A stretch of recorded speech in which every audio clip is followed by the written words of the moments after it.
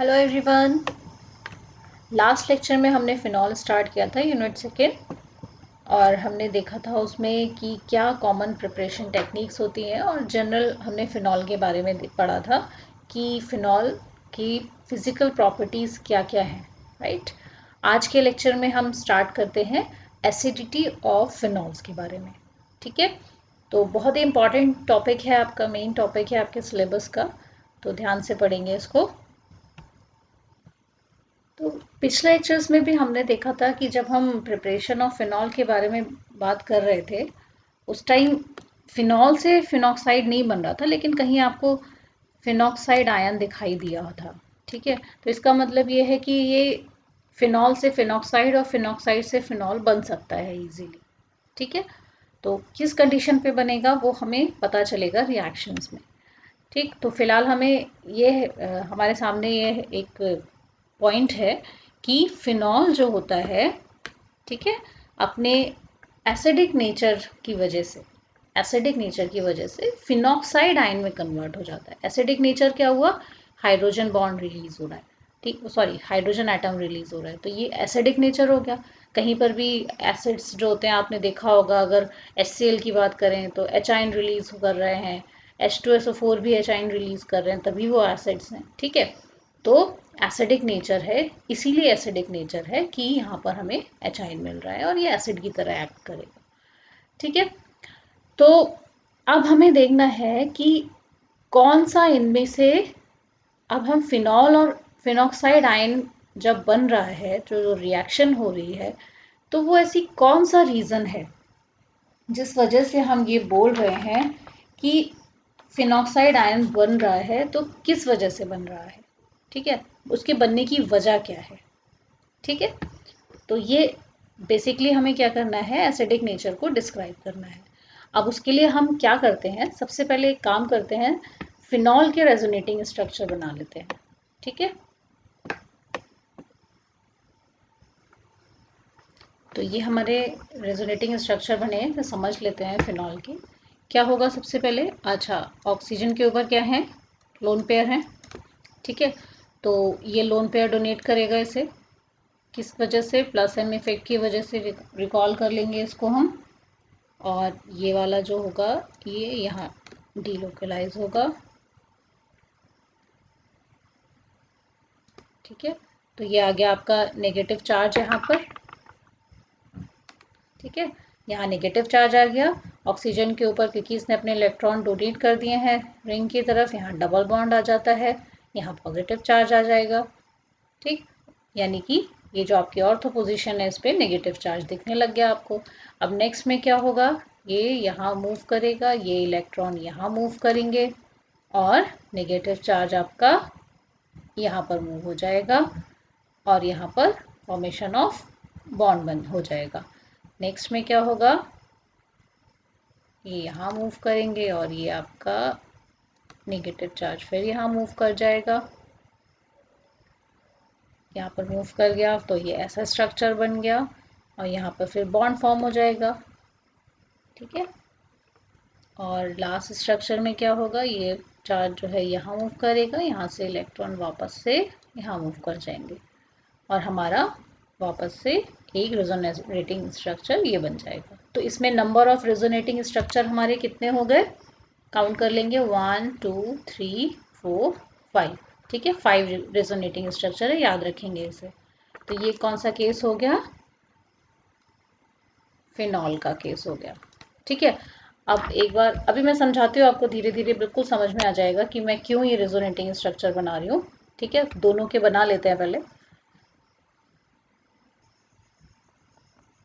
ठीक है। तो ये है हमारे पास फिनॉक्साइड के रेजोनेटिंग स्ट्रक्चर, कैसे चार्ज मूव कर रहा है इसमें देख लेते हैं। देखो, रेजोनेटिंग स्ट्रक्चर इस पे भी 5 बने हुए हैं, और रेजोनेटिंग स्ट्रक्चर फिनॉक्साइड में भी 5 बने हैं। एक्सप्लेन कर लेते हैं कैसे।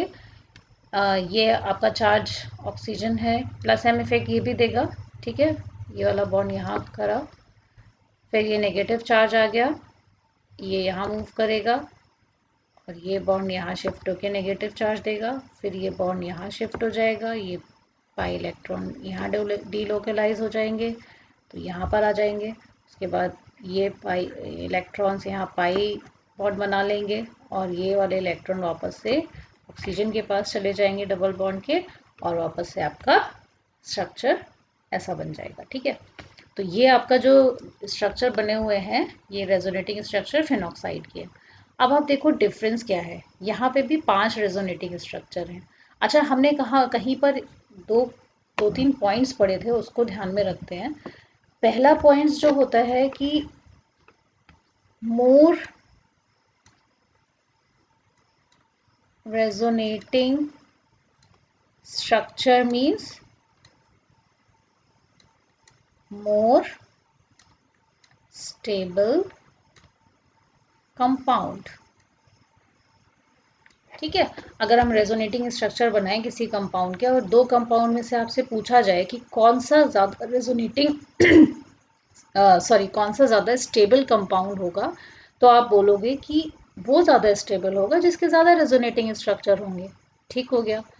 अब कहानी कहाँ पर आके अटकेगी, जब दोनों ही कंपाउंड जो आप बना रहे हो दोनों की इक्वल रेजोनेटिंग स्ट्रक्चर हैं।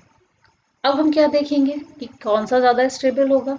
अब हमें नेक्स्ट स्टेप जो हमें देखना पड़ेगा वो देखना पड़ेगा कि कौन से स्ट्रक्चर में ज़्यादा डीलोकलाइजेशन ऑफ इलेक्ट्रॉन हो रहा है। डीलोकलाइजेशन ऑफ इलेक्ट्रॉन ज़्यादा होगा, मोर डीलोकलाइजेशन ऑफ इलेक्ट्रॉन मतलब कि मोर स्टेबल कंपाउंड। अब नेक्स्ट चीज़ हम देखेंगे कि डीलोकलाइजेशन कहाँ है। मतलब अगर कोई ऐसा ग्रुप लगा हो, कुछ लगा हो जो कि इस इलेक्ट्रॉन्स को डीलोकलाइजेशन होने ही ना दे रहा हो, एक ही जगह पे रुके रहें इलेक्ट्रॉन, तो डेफिनेटली वो कंपाउंड जो होगा वो अनस्टेबल होगा, स्टेबल नहीं होगा। ठीक है, लेकिन जब डीलोकलाइज लगातार देखिए यहाँ पर आपको इलेक्ट्रॉन्स का डीलोकलाइजेशन दिखाई दे रहा है हर जगह पे, तो इस केस में भी डीलोकलाइजेशन दिखाई दे रहा है और इस केस में भी बराबर का डीलोकलाइजेशन दिखाई दे रहा है। तो अगर अब आपसे पूछे कोई कि फिनॉल और फिनॉक्साइड में से कौन सा ज़्यादा स्टेबल आयन है, स्टेबल कंपाउंड है, तो आप फिर सेकेंड पॉइंट, दोनों पॉइंट ये तो इसको फॉलो कर रहे हैं दोनों चीज़ें, तो कोई तो तीसरा पॉइंट होगा जो इसको डिफ्रेंशिएट करता होगा। तो लेट्स डिस्कस दैट, क्या होगा वो। अब आप देखोगे जब हमने इसकी बात करी फिनॉक्साइड की, ठीक है, फिनॉल की बात करें तो ऑक्सीजन में क्या हो रहा है, पॉजिटिव चार्ज आ रहा है।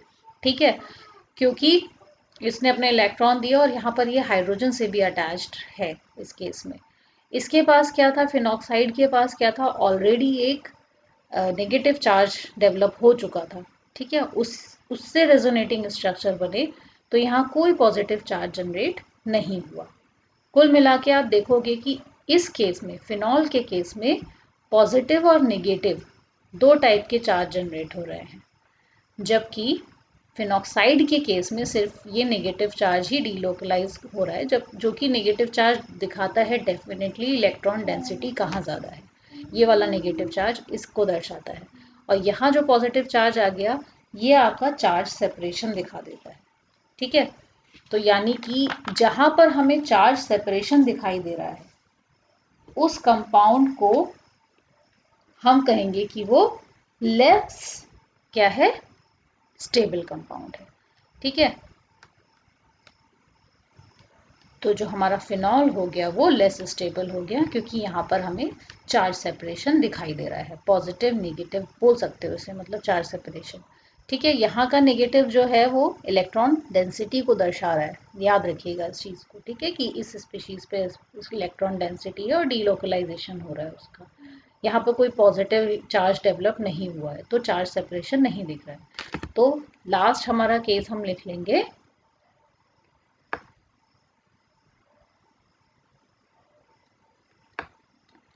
इसको ऐसे लिख लो, अच्छा ऐसे ही लिख लो, सेपरेशन ऑफ चार्ज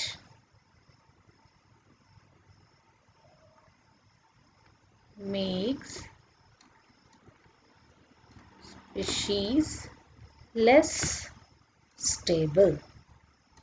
ठीक है, तो जहाँ पर भी चार्ज सेपरेशन दिखेगा वो स्पीशीज लेस स्टेबल हो जाएगी। तो आपको जब भी डिफ्रेंशिएट करना हो दो कंपाउंड्स के बीच में, तो अगर पहली दो सिचुएशंस पूरी नहीं हो रही होंगी तो तीसरी सिचुएशन को देखेंगे कहीं वो तो नहीं लग रही है। क्योंकि देखो इस केस में दोनों चीज़ें हो रही थी, दोनों में 5-5 रेजोनेटिंग स्ट्रक्चर हैं, इसमें भी 5 है, इसमें भी 5 है, तो हम कैसे कहेंगे? नहीं तो पहले ही स्टेप से क्लियर हो जाता। अगर इसके एक के भी रेजोनेटिंग स्ट्रक्चर ज़्यादा होते और एक के कम होते तो हम कह देते कि दैट इज़ मोर स्टेबल, जिसके रेजोनेटिंग स्ट्रक्चर ज़्यादा होंगे।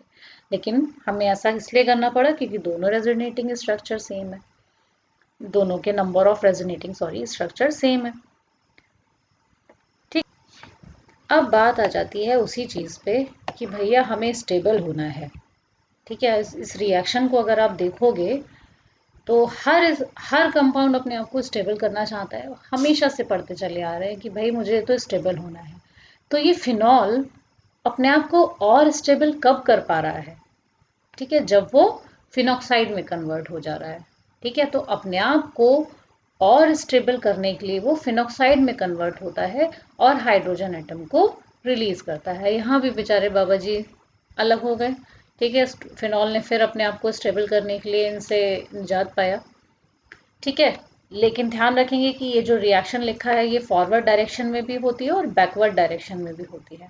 ठीक है, इसका भी जो महत्व है मैं आपको नेक्स्ट स्टेप में जब आप पढ़ोगे इफेक्ट ऑफ सब्स्टिट्यूशन तब बताऊंगी कि फॉरवर्ड डायरेक्शन में और बैकवर्ड डायरेक्शन में होने का क्या मतलब हुआ। ठीक है, तो जब फॉरवर्ड डायरेक्शन में रिएक्शन हो रही है, यहाँ लिख लेंगे दिस फेवर्स मोर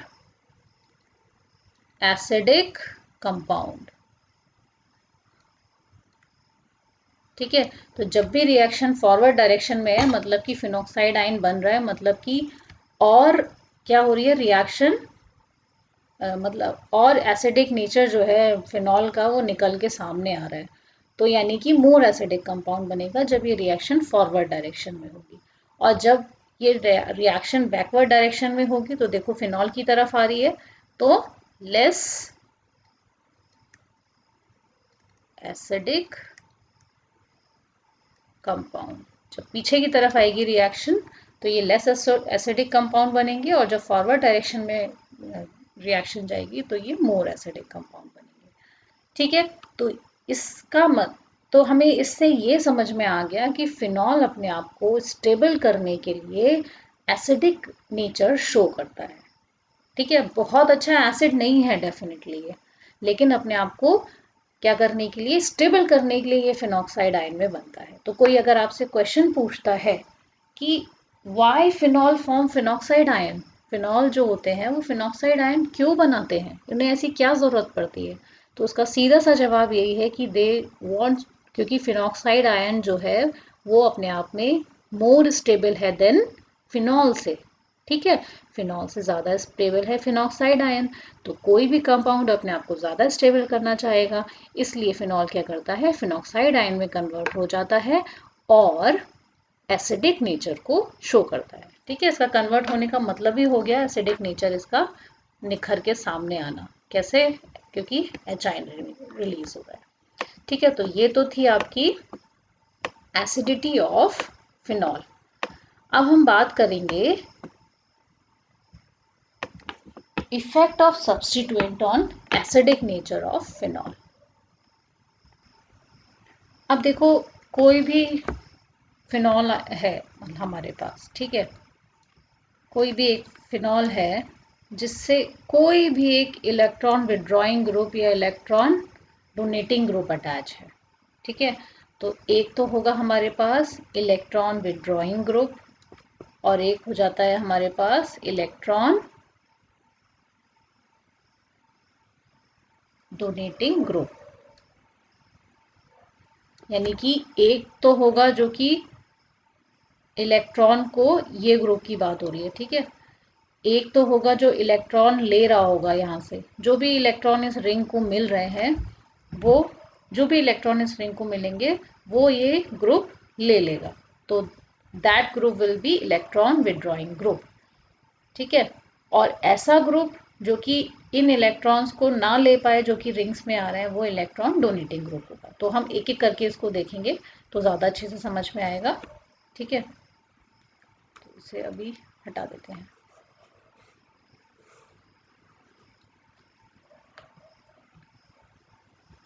तो इलेक्ट्रॉन विड्रॉइंग ग्रुप, अब अगेन मैं आप लोगों को यहाँ पर एक ये सजेशन दूंगी कि यहाँ पर भी आपको वो आपका जो ऑर्गेनिक केमिस्ट्री का पहले सेमेस्टर में हम लोगों ने पढ़ा था plus I plus M minus I M minus M, तो इंडक्टिव इफेक्ट और मीजोमेरिक इफेक्ट अगर आपको याद हो तो ये चैप्टर आपको बहुत अच्छे से समझ में आएगा। ठीक है, तो कोशिश करेंगे उसे एक बार रिकॉल करके याद रखने की। तो इलेक्ट्रॉन विड्रॉइंग ग्रुप कौन से ग्रुप होते हैं? जो कि इलेक्ट्रॉन को विड्रॉ कर लेते हैं। ठीक है, तो इनमें क्या क्या होता है? माइनस आई इफेक्ट होगा और माइनस एम इफेक्ट होगा। ठीक है, प्लस एम वाले क्या करते थे? इलेक्ट्रॉन देते थे ना रिंग को, याद करिए पिछले लेक्चर्स में भी हमने पढ़ा हुआ है। और माइनस एम क्या करते हैं? विड्रॉ कर लेते हैं। तो सपोज ये हमारे पास एक फिनॉल की जो फिनॉल हमारे पास प्रेजेंट है, OH लगा हुआ है। ठीक है, तो अब फॉर एग्जांपल इससे एक इलेक्ट्रॉन विड्रॉइंग ग्रुप लगा हुआ है।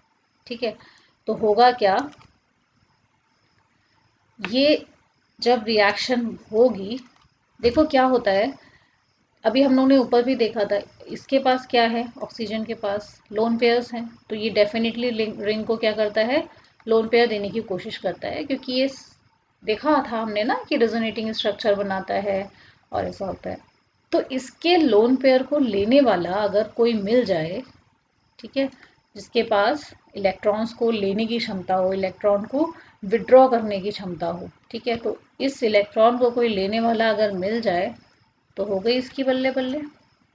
ठीक है, तो होता क्या है कि ये जो हमारे लोन पेयर मिले हुए हैं हमें, उसको इलेक्ट्रॉन विड्रॉइंग ग्रुप क्या करते हैं?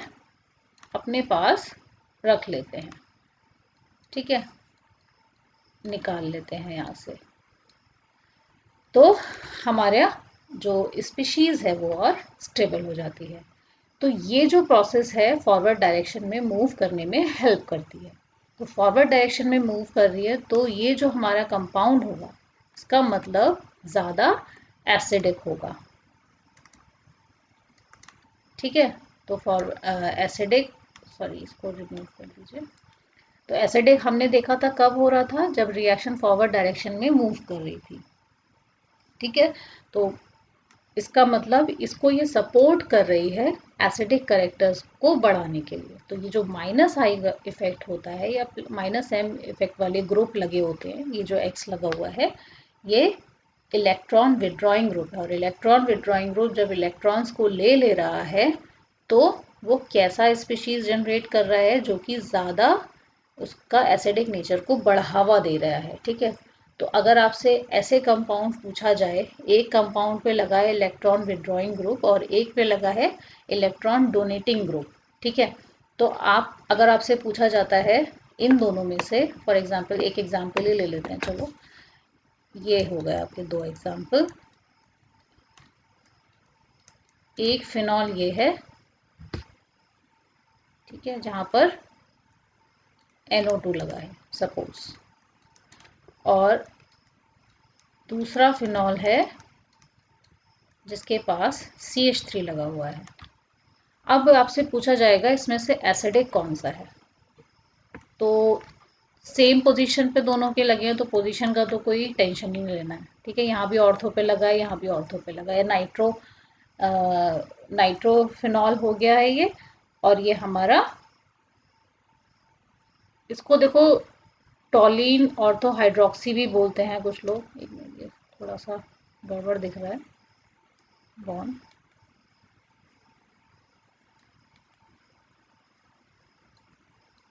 कंफ्यूज मत होना इधर उधर के बॉन्ड से, क्योंकि देखो बात एक ही है। अगर आप पोजीशंस देखोगे इसके, तो बात आपको एक ही सी दिखाई देगी। ठीक है, तो आप लो, इसको साफ करके लिख दिया मैंने।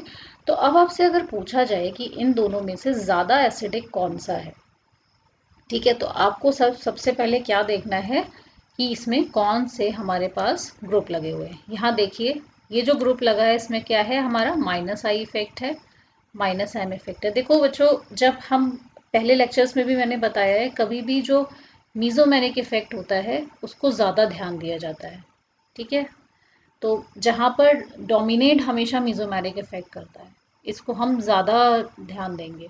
अगर आप कहीं देख रहे हो कि ऐसा कोई कंपाउंड है जिसमें मीजोमेरिक इफेक्ट है और इंडक्टिव इफेक्ट है, जैसे माइनस मीजोमेरिक इफेक्ट है और प्लस इंडक्टिव इफेक्ट है, तो हम प्लस इंडक्टिव इफेक्ट है, तो हम उस कंपाउंड को माइनस एम मानेंगे और उसको ज़्यादा हम किससे देखेंगे, मीजोमेरिक इफेक्ट हमेशा जीतता है।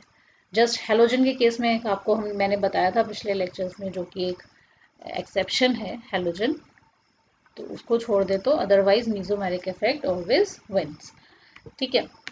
तो इसमें आप देखोगे कि क्या है, माइनस आई इफेक्ट और माइनस एम इफेक्ट है NO2 की वजह से, क्योंकि NO2 क्या है, NO2 एक इलेक्ट्रॉन विड्रॉइंग ग्रुप है और ये क्या है, इलेक्ट्रॉन डोनेटिंग ग्रुप है।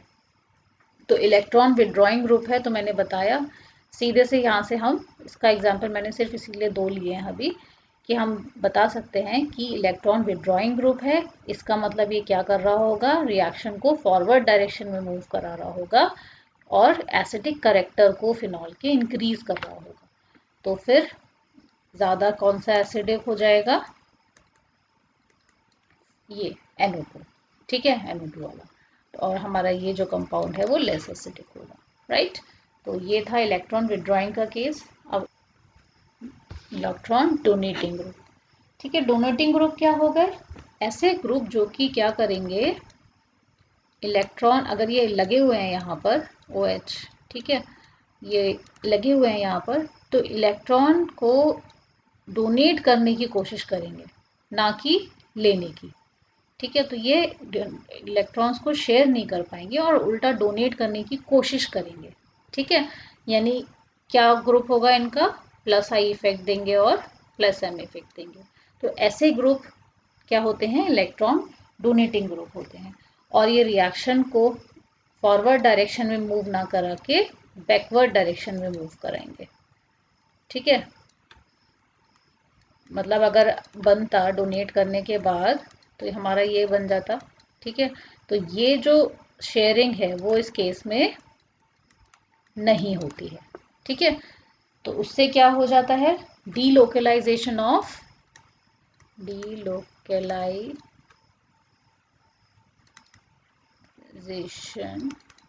नहीं हो पाता है, ठीक है। तो डीलोकलाइजेशन ऑफ इलेक्ट्रॉन होना भी ज़रूरी है स्टेबिलिटी के लिए, ठीक है। अब जब डीलोकलाइजेशन हो ही नहीं रहा है तो ये रिएक्शन इस फॉरवर्ड डायरेक्शन में मूव जल्दी नहीं करती है, ठीक है। और तो डीलोकलाइजेशन स्टेबिलिटी के लिए ज़रूरी था, तो डीलोकलाइजेशन ये फेवर ही नहीं कर रहा है, तो क्या होगा, ये कंपाउंड जो होगा क्या होगा, लेस एसिडिक इन नेचर होगा।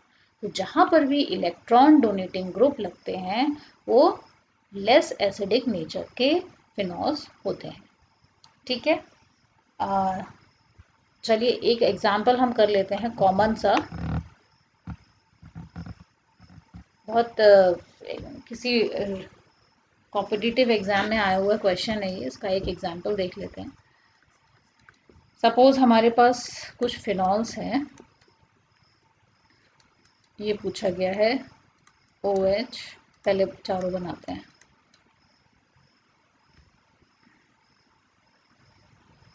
तो ये क्वेश्चन हमारे पास हो सकता है, इसमें से पूछा जा सकता है A, B, C और D, इन सब में से कौन सा सबसे ज़्यादा एसिडिक नेचर का होगा। तो देखो सबसे पहले हमारी अप्रोच क्या रहेगी इस क्वेश्चन को करने के लिए, क्या करेंगे हम, ये देखेंगे कौन सा, देखो सारे पैरा पोजीशंस पे लगे हैं तो इस बात की चिंता नहीं करनी। अभी मैं आपको एक एग्जांपल नाइट्रो का भी ऐसा दिखा दूंगी जो ऑर्थो और पैरा का कई बार पूछा जाता है। लास्ट लेक्चर में मैंने बताया था ना, सॉल्युबिलिटी के ऊपर भी ऑर्थो पैरा पूछ लिया जाता है, तो यहाँ भी बता देंगे। तो क्या है, इसको हम कैसे अप्रोच रहेगी इसकी सॉल्व करने की, CH3 कैसा है, कौन सा इफेक्ट डोमिनेटिंग होगा, प्लस आई इफेक्ट CH3 के केस में। OCH3 के केस में कौन सा, प्लस M डोमिनेटिंग रहेगा। NO2 के केस में अभी मैंने बताया था माइनस आई भी होगा, माइनस एम भी होगा, लेकिन डोमिनेटिंग कौन रहेगा, माइनस एम रहेगा। Cl के केस में प्लस एम भी होता है क्योंकि इसके पास लोन पेयर है। ठीक है, यहाँ से कंफ्यूज बिल्कुल नहीं होना है। Cl हेलोजन हो गया, लोन पेयर है, ये डोनेट कर सकता है और प्लस एम दे सकता है। ठीक है, होता भी है प्लस एम भी होता है और माइनस आई भी होता है। लेकिन इस केस में क्या होता है, प्लस एम जो है डोमिनेट नहीं कर पाता है, माइनस आई ही डोमिनेट करता है, क्योंकि इसकी जो टेंडेंसी है इलेक्ट्रोनेगेटिविटी बहुत ज़्यादा है। ठीक है, तो इलेक्ट्रो नेगेटिविटी बहुत ज़्यादा है, तो होता क्या है, ये डोमिनेट कर जाता है माइनस आई। ठीक है, तो इस चीज़ को याद रखेंगे। तो अब हमने अप्रोच क्या रही हमारी, हमने सबके इंडक्टिव इफेक्ट के बारे में और मीजोमेरिक इफेक्ट के बारे में पता कर लिया। तो इसमें सिर्फ वही रखते हैं जो डोमिनेट कर रहा है, माइनस आई। ठीक है, अब इसको ऑर्डर में आप लगाने की कोशिश करेंगे, पॉज करके आप कोशिश करिए, आंसर तो मैं बता ही रही हूँ, कर लिया होगा आप चेक करिए। सबसे ज़्यादा जो एसिडिक होगा वो कौन होगा, जो सबसे ज़्यादा minus M minus I effect दे रहा होगा, तो इसमें कौन सा है, सी। ठीक है, सी कंपाउंड जो है वो सबसे ज़्यादा एसिडिक होगा। उसके बाद डेफिनेटली डी। अब इन दोनों में से हम किसे ज़्यादा मानेंगे, माइनस आई माइनस एम, तो प्लस एम ज़्यादा डोमिनेटिंग होगा। ठीक है, अब यहाँ उल्टा देख लो, देखो प्लस एम प्लस आई में से एसिडिक देखना है।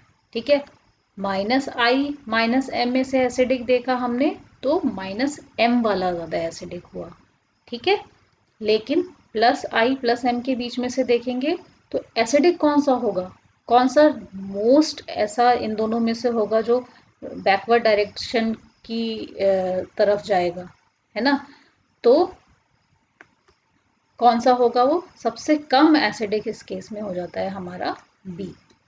ठीक है, प्लस एम वाला, क्योंकि ऑर्डर हमेशा ये रहेगा ना एसिडिटी का, सबसे कम सबसे माइनस एम, उसके बाद माइनस आई, उसके बाद प्लस आई और फिर प्लस एम, ऐसा ऑर्डर रहेगा। ठीक है, तो उसी ऑर्डर में हम लगा लेंगे, तो ये हमारा हो जाता है A is more acidic than B, तो ये हमारा आंसर आ जाता है C is most acidic in this case. ठीक है, तो नाइट्रोफिनॉल जो है हमारा सबसे ज़्यादा एसिडिक आया है। तो आई होप आप लोग को ये एग्जाम्पल समझ में आ गया होगा कि कैसे क्या अप्रोच रहती है हमारी एग्जाम इस टाइप के एग्जाम्पल्स को सॉल्व करने की। ठीक है, तो ये तो था मिक्स वाला एग्जाम्पल। एक एग्जाम्पल हम ऐसा देख लेते हैं जिसमें सेम ग्रुप लगा हुआ है अलग अलग पोजीशंस पे। तो ये हो गया हमारा ऐसा एक एग्जाम्पल नाइट्रोबेंजीन नाइट्रोफिनॉल का। ठीक है, इसमें आपसे पूछ लिया जाता है कि इसमें से सबसे ज़्यादा एसिडिक कौन सा है। ठीक है, तो अब देखो एक अप्रोच तो हमने लगा दी, माइनस आई ग्रुप है। ठीक है, तो डेफिनेटली जो फिनॉल होगा उसको, जो सिर्फ फिनॉल है जिसपे कोई भी ग्रुप नहीं लगा हुआ है, उसको हम लास्ट में लिख देंगे, यानी वो सबसे लीस्ट एसिडिक होगा। तो ए नंबर तो सबसे लास्ट में आ गया।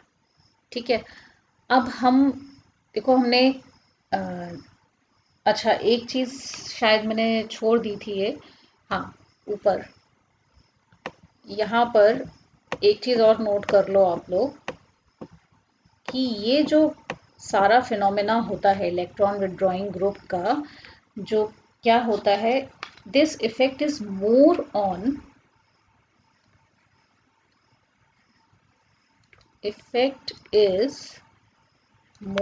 On ortho and para. ठीक है, क्योंकि क्या है, हम लोग देखो इलेक्ट्रॉन, जब हमने रेजोनेटिंग स्ट्रक्चर बनाए थे तो हमने इलेक्ट्रॉन डेंसिटी भी दिखाई थी कहाँ कहाँ ज़्यादा होती है। तो ऐसे ही जगहों पे अगर ये ग्रुप लगे हों इलेक्ट्रॉन विड्रॉइंग ग्रुप, तो ज़्यादा इफेक्ट देखने को मिलता है। ठीक है, ये वाला, तो इसीलिए हम कहेंगे effect is more on ortho और पैरा, क्योंकि इलेक्ट्रॉन विड्रॉइंग ग्रुप अगर ऑर्थो या पैरा पोजीशन पे लगा है तो उसको और ज़्यादा एसिडिक बना देता है in compare to meta position. तो मेटा पोजीशन को तो हम अभी, मेटा पोजीशन में भी यही है, इफेक्ट जो होता है वो ऑर्थो पैरा पे ही ज़्यादा होता है। ठीक, सॉरी बेटा कह रही हूँ, इलेक्ट्रॉन डोनेटिंग के केस में भी यही होता है कि इफेक्ट जो होता है ऑर्थो पैरा पे ही ज़्यादा होता है। ठीक है, इलेक्ट्रॉन डोनेटिंग में भी यही होगा, इलेक्ट्रॉन विड्रॉइंग में भी यही होगा। ठीक है, तो इलेक्ट्रॉन विड्रॉइंग डोनेटिंग दोनों ही टाइप के अगर यहाँ पे सब्स्टिट्यूएंट्स लगे हुए हैं तो दोनों ही टाइप के सब्स्टिट्यूएंट का जो इफेक्ट देखने को मिलेगा, इलेक्ट्रॉन विड्रॉइंग हो या इलेक्ट्रॉन डोनेटिंग हो, दोनों ही ऑर्थो और पैरा पोजिशन पे ज़्यादा देखने को मिलता है। ठीक है, तो अगर इलेक्ट्रॉन विड्रॉइंग ग्रुप है तो डेफिनेटली ऑर्थो पैरा वाला ज़्यादा एसिडिक होगा इन कंपेयर टू मेटा वाले के। तो अब इसमें हमारे कौन कौन से तीन बचे हुए हैं, बी, सी और डी। इनमें से ऑर्थो और पैरा वाले को अभी हम छोड़ देते हैं। इन तीनों में से सबसे लीस्ट एसिडिक कौन सा बचा, मेटा वाला, तो यहाँ पर हम सी लिख देते हैं। ठीक है, अब हमें ये डिसाइड करना है कि बी और डी में से ऑर्थो और पैरा में से कौन सा एसिडिक होगा। तो अब देखो, आपको फिर से पिछले चैप्टर का थोड़ा रिकॉल करना पड़ेगा कि जो नाइट्रोजन होता था, ठीक है, फिनॉल से लगा हुआ, ऐसे लगा हुआ होगा, तो यहाँ क्या होती है, इंटर मॉलिक्यूलर और इंट्रा मॉलिक्यूलर बॉन्डिंग होती है। तो ये जो होता है ना ऑर्थो वाला केस, इसमें होती है इंट्रा मॉलिक्यूलर हाइड्रोजन बॉन्डिंग। ठीक है, और पैरा के केस में मैंने क्या बताया था, जो मिसिबिलिटी के लिए भी रिस्पॉन्सिबल था, हाई बॉइलिंग पॉइंट के लिए भी रिस्पॉन्सिबल था। तो पैरा के केस में क्या होता है, ये जो NO2 लगा हुआ है ये दूसरे वाले H ग्रुप के साथ हाइड्रोजन बॉन्डिंग बना रहा था। ठीक है, नाइट्रो ही था ये भी। तो ये पिछले लेक्चर में आप लोग देख लोगे, तो ये जो कहलाती है, ये कहलाती है इंटर मॉलिक्यूलर, मतलब दूसरा मॉलिक्यूल हाइड्रोजन बॉन्डिंग। ठीक है, तो दूसरे मॉलिक्यूल्स की हाइड्रोजन बॉन्डिंग है और अपने ही मॉलिक्यूल के अंदर हाइड्रोजन बॉन्डिंग है, तो हो गए इंट्रा मॉलिक्यूल, मतलब अपने ही मॉलिक्यूल के अंदर हाइड्रोजन बॉन्डिंग हो रही है यहाँ पर, तो उसको कहेंगे इंट्रा मॉलिक्यूलर। अब इंट्रा मॉलिक्यूलर हाइड्रोजन बॉन्डिंग की वजह से क्या होता है, इसकी जो एसिडिक नेचर है वो क्या हो जाता है, सबसे पैरा से ये एसिडिक नेचर क्या हो जाता है, कम हो जाता है। ठीक है, क्यों कम हो जाता है, क्योंकि ये जो बॉन्डिंग होती है इसकी वजह से ये जो डीलोकलाइजेशन ऑफ इलेक्ट्रॉन है हिंडर हो जाता है कुछ हद तक। ठीक है, तो कुछ हद तक ये इसका जो इफेक्ट होता है इलेक्ट्रॉन विड्रॉइंग वाला, ये थोड़ा सा कम हो जाता है हाइड्रोजन बॉन्डिंग की वजह से। तो सिर्फ इन दोनों के केस में ऐसा नहीं कि ओवरऑल कम हो जाता है, लेकिन अगर हम पैरा और ऑर्थो की बात करें तो ऑर्थो में कम हो जाता है। तो फिर क्या है इसका मतलब, हमारा जो डी है, पैरा वाला कंपाउंड है, वो ज़्यादा एसिडिक होगा ऑर्थो वाले से। ठीक है, और फिर उसके बाद मेटा वाला, और उसके बाद सेम हमारा भी ये सिंपल फिनॉल है ए पे। तो ठीक है, आई होप आप लोगों को इस एग्जाम्पल से समझ में आ गया होगा। अगर तब भी नहीं समझ में आता तो प्लीज़ कमेंट बॉक्स में ज़रूर कमेंट करें अपनी क्वेरीज के बारे में, I will try to solve it. तब तक के लिए bye, have a nice time, all the best.